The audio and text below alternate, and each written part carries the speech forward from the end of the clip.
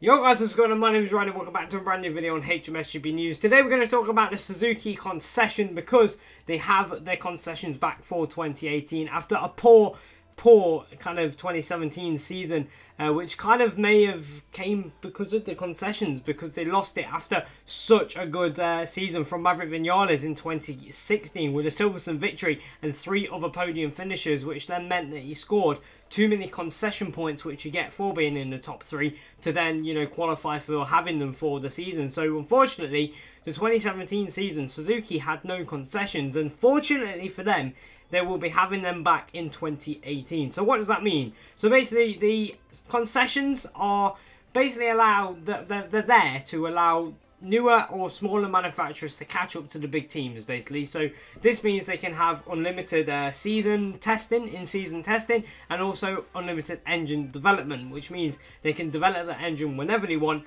whereas everybody else, the top teams, have to kind of stick to the engine, and that's what really hampers Suzuki's performance this year, because they could not change their engine. But for 2018, they will be joining Aprilia and KTM with these concessions, which then means they will be able to have their in-season testing whenever they want. They will be able to have more engines throughout the season, so they can use 9 engines instead of the 7 that everybody else has to. And they are also able to enter as many as 6 wildcard entries into the season instead of 3 for the top teams without concessions, which then means as well Sylvain Guintoli, who's the test rider, or Tsunoda, or any of them guys who are the test rider for Suzuki. I mean, we saw Sylvain in Le Mans, Mugello and Catalonia, and he did quite well. And now, with them being able to test whenever they want through the season, and then also have more wildcards, we could see more of the French rider on the bike. So what does this mean for